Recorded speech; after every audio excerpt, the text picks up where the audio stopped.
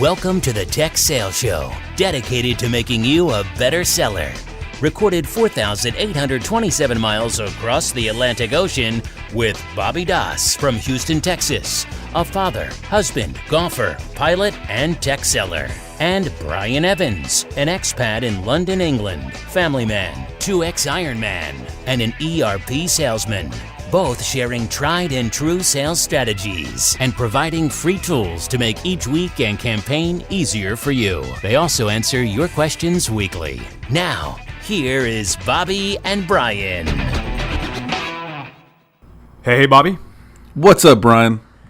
Well, we have got episode number 3 of the Challenger Sell. This has been a fun one to work through. I hope you all have enjoyed it. I hope everyone that's listening has had a chance to scan through the book, too. If you've not read this one, we've been linking to it at the top of every one of our episode notes. So buy it through Amazon, through our link there. Give us 10 or 20 cents through that click. And if you have any questions or things that you want to add as we go along on this, please don't hesitate to reach out to us. You can reach out to either one of us, Bobby at BobbyandBrian.com or Brian at BobbyandBrian.com. The first episode, Bobby, we spent most of our time talking through kind of comparing and contrasting the Challenger Sell to the traditional spin selling or solution selling approach. So we talked about, while spin selling or solution selling is not a dead art, there's still a lot of value to that process. The Challenger Sell has really kind of taken over as certainly the new technology approach to customer and prospect interactions. That was all for the first episode. The second episode, we spent a lot of time talking about the different worker profiles. So there's the hard worker, the relationship builder, the problem solver, the lone wolf, and then finally the challenger. We talked about how you could carry certain characteristics of each one of these profiles to your daily job and how that's of great value. So those are the first 2 weeks of this series, Bobby. Why don't you tell us a little bit about what today's episode is about? Yeah, so today's all about the teaching part, and I think this really differentiates a superstar rep or that challenger rep from the average rep. We find, I see it a lot, where we go in and ask a lot of the typical solution selling type questions. What keeps you up at night? If I could solve one problem for you, what would that problem be? And we get kind of keyed into the same routine of all the other reps. This is an opportunity, and when we say teach, this is your opportunity to teach your customer something that maybe they don't know. And it is possible. Not every customer's listened to their own annual report, but to provide certain insights and things that your customer may not be aware of that you can teach them really will differentiate the way they perceive you and they perceive your approach. I think it all starts with offering that unique and valuable perspective of the market that the customer may or may not even see yet. What do you think about when you think about teaching moments or that beginning part of the sales process where you teach, Brian? Yeah, we talked about this in the previous episodes too. The teaching part, you have to have some depth to you for this to be valuable for your prospective customer. That means you need to be well read. You need to be reading these books. You need to be reading the Harvard Business Review, Twitter. Again, go back and listen to some of the interviews. We ask all of the people that we've interviewed how they stay up to date in the market. To have a valuable or deep perspective like you're talking about, Bobby, you have to have some depth to you yourself. So it is about reading their annual report, but it's having depth yourself. Yeah, and it's almost like, how many times are you in a room with a sales rep and they start off the process with what we do? They say, hey, we sell the best ERP in the world. We sell the best human capital thing. We sell the best PCs in the world.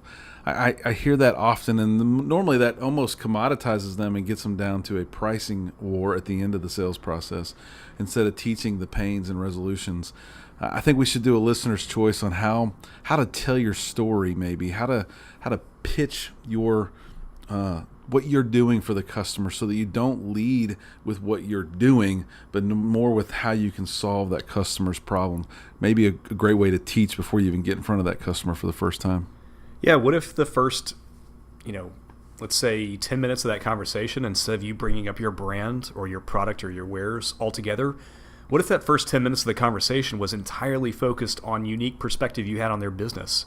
The only way you're going to ascertain that is by doing a lot of research. And if it's a customer you value, or a prospective customer you value and you worked hard to get a meeting with, again, we always point back to the first series that we did around preparation for that first meeting.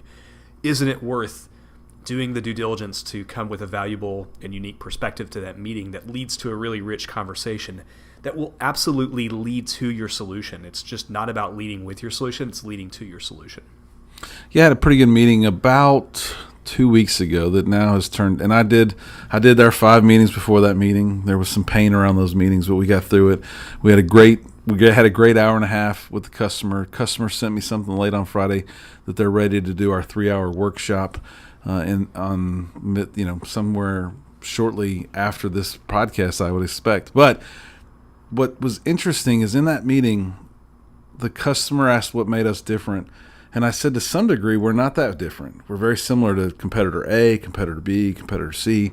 But you're signing a deal with me, and you're signing a deal with this team that's in the room, and that really is something you can't get from the competition.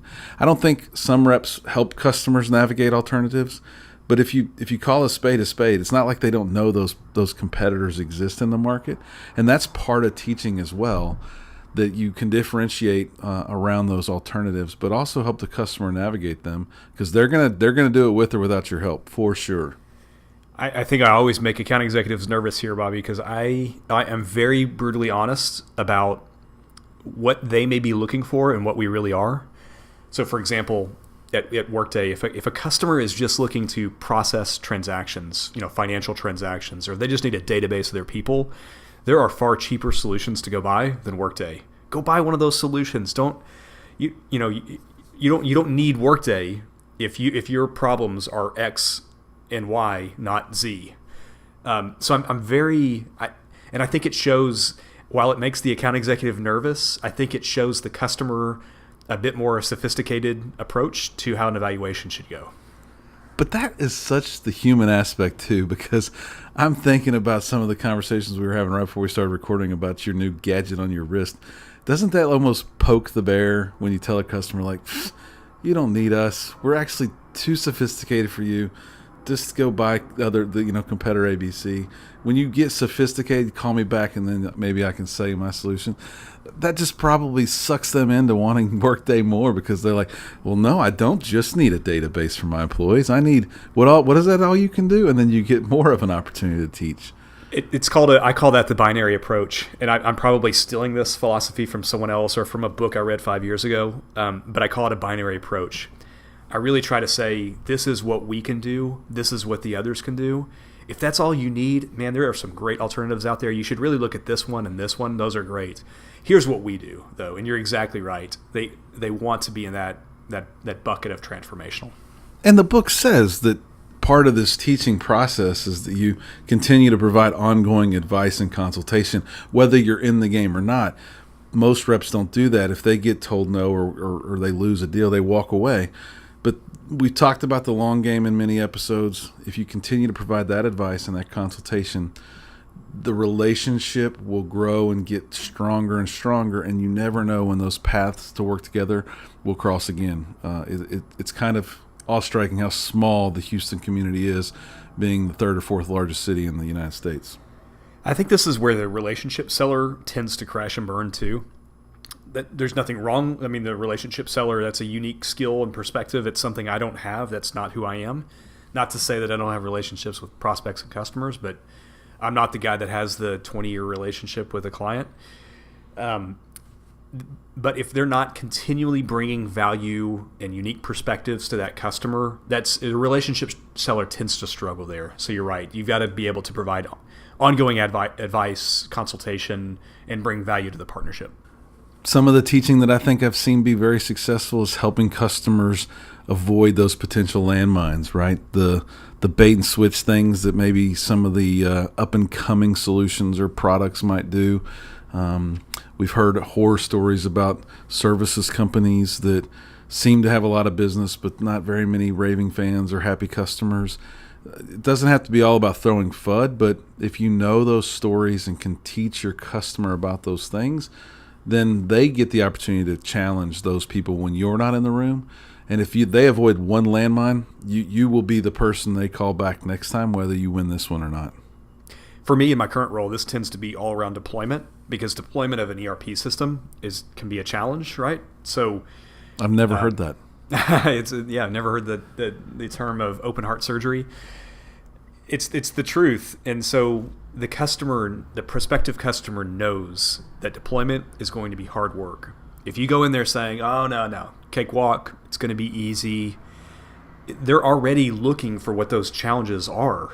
If you're not providing them what those challenges are, you're allowing them to think up what kind of problems they might have with the deployment. So be proactive about what these potential landmines are, and then coach them on how they can overcome those.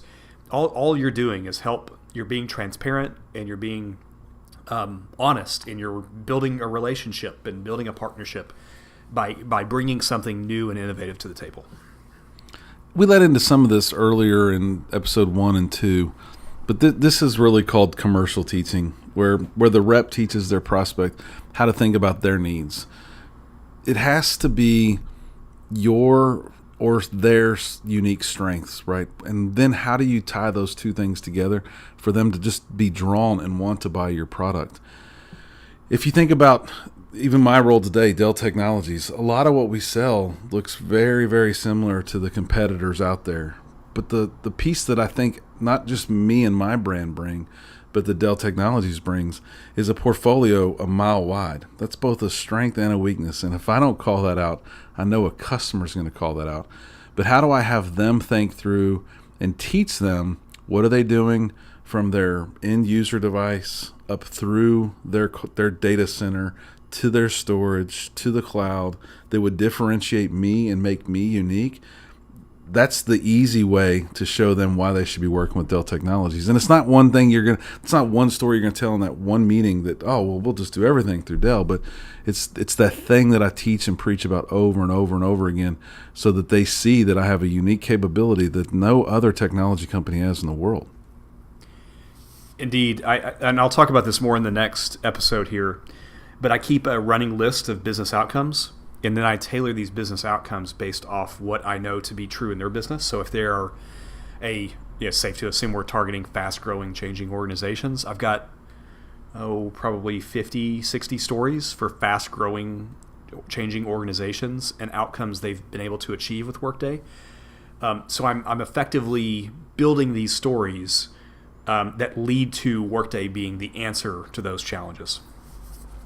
And isn't that so not average? So we talk about it a lot, but who practices and keeps track of this stuff in the average world? No one does. If you want to be an excellent rep, you got to have these stories. You got to practice telling these stories. You got to understand these stories from the customer's perspective, not your perspective. And you have to be able to teach by using all this information. It's not easy, people, and if you want to be great, it's not going to be an easy road to greatness for sure. No doubt. So, Bobby, why don't we jump into the 6 steps of the Challenger Way? We'll have all these in our show notes, so don't feel like you need to take notes here. All this will be on BobbyandBrian.com. Let's talk through the 6 steps, and then I've put together an example that we can talk through specific to what I'm doing today. That sound good? Perfect. Let's do it. Okay, first is, like you said, Bobby, this is all about commercial teaching. It's a new skill set for some people. For some people, your company, or you may have been operating like this for several years now. But this is basically the author Matt and Brent's 6 approaches that make up a world-class teaching pitch. So the first is the warmer. The warmer is build credibility and show your prospect you understand their challenges. This serves as the introduction for your pitch. So again, we've talked about this ad nauseum on this episode.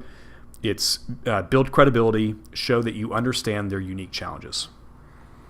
The reframe comes next. This is where you connect those challenges to a big problem or opportunity they hadn't previously considered. Gives you the chance to build credibility and show your prospect you understand their challenges. This serves as an introduction for the pitch. At this point, it goes back to everything we've been talking about from the studying and practicing. You can't wing this part for sure. And it really sets up your opportunity to pitch what you're trying to sell. The third step is rational drowning. I love this. I think it's this becomes kind of this really is where if you do it right, teaching all comes together. This is basically showing the prospect the numbers behind why they should think differently. I've never seen a spreadsheet that you've ever created that would do that, Brian. Next, we have emotional impact. So you need to create an emotional connection between the pain in the story you're telling and the pain they feel every day in their organization. This can't be you responding to them telling you what keeps them up at night. This has to be you telling through the stories you've known and learned that they can achieve X by buying Y from you, and tying those two together in an emotional way. The next one is a new way. So it's time to, this is really where you start to point them to your solution, right? So it's time to convince them of the solution, show them a new way that they should be thinking about their business. And then finally, it is your solution. Demonstrate how your solution is the best one out there and how it fits the way a prospect should be thinking about their business. Great. So why don't we jump into a specific approach that I would take at Workday, and let's just kind of talk through it a little bit. Let's do it. So I have, the way I've kind of composed this, Bobby, is that we have, let's say that you're prospecting into a new customer, and let's say it turns into a bit of a conversation or a back and forth over email or over phone, right? I always like to have a meaty subject line, and we've simplified some of this, right? Because a lot of people on the phone or listening on the podcast won't necessarily be familiar with Workday. Basically, Workday is a human capital management and financial system. We help companies basically transform their business. So if they're looking to grow and change and grow their top line revenue, we help organizations by minimizing the impact that has to the back office. So the subject line or your opening line would be Workday customers are growing their business 30 to 40% without adding additional headcount in the back office. So let's say that the reason that you've listed the subject out this way is that you've researched your prospective customer. They're in a fast-growing technology industry. They have on their annual report or quarterly report, we need to continue growing our top-line revenue, which has been growing by 30, 40, 50% per year. That means that they're adding people to this. They also call out in the annual report that operational expenses are starting to get a little bit heavy, and they're going to look to optimize some of these operational expenses. If you search through an annual report for a technology company, you're going to find that in probably 50 to 75% of the companies that you look through. So this is not an uncommon challenge or thing that's being sought after for companies.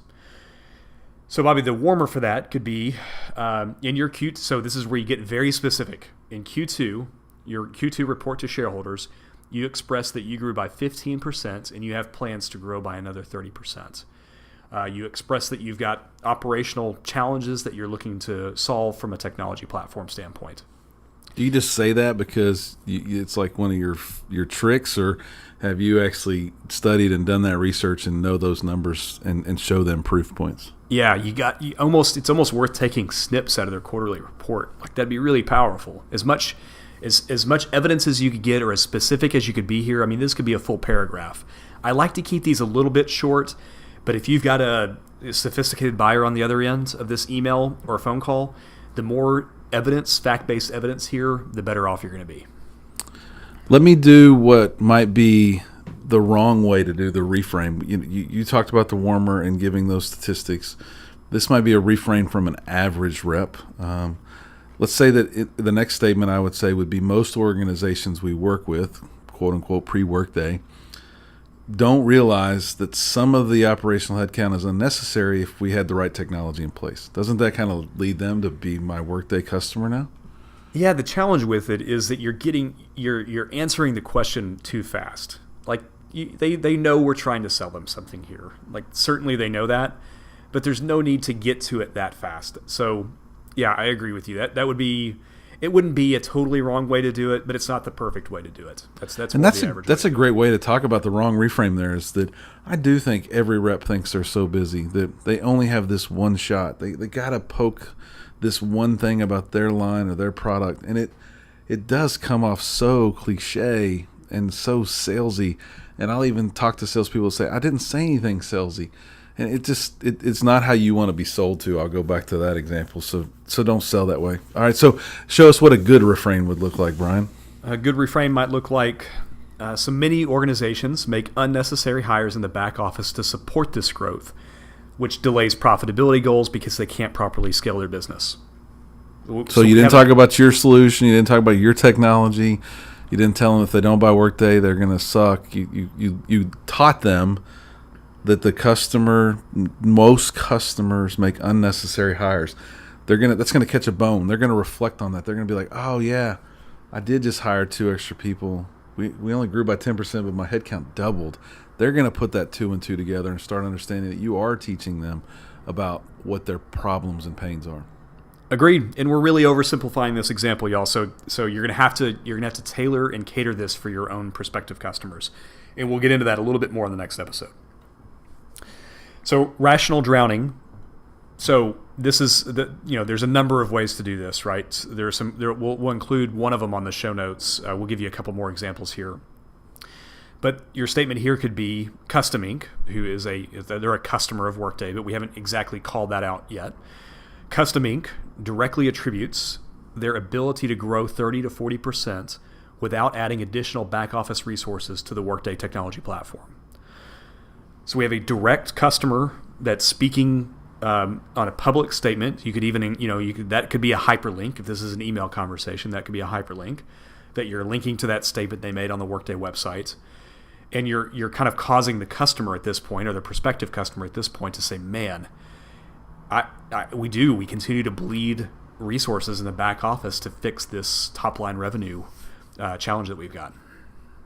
And an emotional impact could very simply be that you call out a similar customer with a similar challenge, whether it's back office hiring of people, maybe it's the way they manage their assets in my world. But 2 oil and gas companies struggling with the X, Y, and Z, and the other companies struggling with the exact same thing, that would provide emotional context or an emotional impact to the selling cycle as well when you're early in the game with it like this. Yeah, now I found a good example online actually that somebody had written on this. They said that their way of kind of describing the rational drowning and the emotional impact. They said if a person fell overboard in the middle of the ocean, rational drowning looks like treading water. So the victim says, "I'm all right," which feels true at that given point. They're not literally drowning, but they're slowly drowning. Not until they realize that they can't continue this way for very long, which will pass from rational drowning to emotional impact. So in emotional impact, I tend to get a little bit more specific, and I tend to align them to maybe it's a company they used to work for, or maybe it's a second-degree relationship or first-degree relationship they have on LinkedIn, to where I can point them to someone they know specifically in the industry, or a company they know specifically in the industry that may have had similar challenges or just finished a Workday project. I try to hit just a little bit closer to home. The Custom Ink example is a very public case study, which may or may not resonate to them. But where I go into emotional impact, I get very direct into, you probably know this person, you probably know this company, here's the project they finished, they did it on time, on budget, it had this kind of direct impact on their business. I try to make it very specific for them. That only comes from the research we talked about in the first meeting prep, doing your LinkedIn research, finding those connections, making sure you don't just take a stab or a guess at that, but that you actually tie 2 things together so that they'll make that. You're hoping they make a follow-up phone call, reach out to that person, hear it from them, and not you, so that the emotional impact really sticks with them. Yeah, and a new way to kind of finish this off, a new way in the solution. The new way is Custom Ink, Workday this is a quote directly from them. So Custom Ink says, "Workday not only gives us the confidence to scale, but will support accelerated growth. We no longer have to worry about whether our finance and HR system can further support us." You could include any number of statements basically pointing to the Workday solution at this point. And then what I do for the solution, Bobby, my approach is usually I don't want the demo to be next, right? For me, it's about, wouldn't it be worth a 30-minute conversation to hear about how company X is achieving these type of results? That's ultimately what I'm looking for here. I want a brief conversation with them to see if any of this resonated. And don't they have to give you that 30 minutes? I mean, if you've provided this much context, and we are oversimplifying it, but if we've provided this much context in a brief email, they would be crazy not to at least give you that 30-minute conversation to talk about how you can help them in a similar way. I think so. I and if they're the kind of company that just flat out would decline a conversation here, are they even the right customer for you? You've really got to consider that. What a lot of people will say, what a lot of people tell me is, there is no way I have 80 prospects. There is no way I could write 80 emails like this. It would take me a year to compose all these kind of emails. On the next episode, we're going to talk about how you can turn that from a year into probably a month. We'll be able to help you really trim that down. Yeah, and it's cliche, I think, a little bit, but how can you afford not to do it this way? The other way is 80 that never get responded to. I think if you did it the right way, you might get more responses. And like we've talked about in other episodes, you grow the opportunities, they get bigger, you blow out your number. It's the only way you can do it, not that you can't possibly overlook this part of it. It's great. All right, so we're going to wrap it up with that. The next episode is going to be all about the next stages, which are tailor and take control. Tailor is what we talked about here. Basically, it's tailoring your specific statistics you've helped a company achieve into something that's relevant to them. Like, how do you do that at scale? And then taking control is really it's all about sales process. It's something we've been covering a lot over the past couple months with both the Challenger Sell and the series we did specifically on sales process. As we always say, average is the enemy. Average sucks. Thanks for listening to the Tech Sales Show. Thanks, everyone. Thanks for listening to the Tech Sales Show with Bobby and Brian. Subscribe to their email list by going to bobbyandbrian.com and follow them on Twitter @BobbyBrianSales.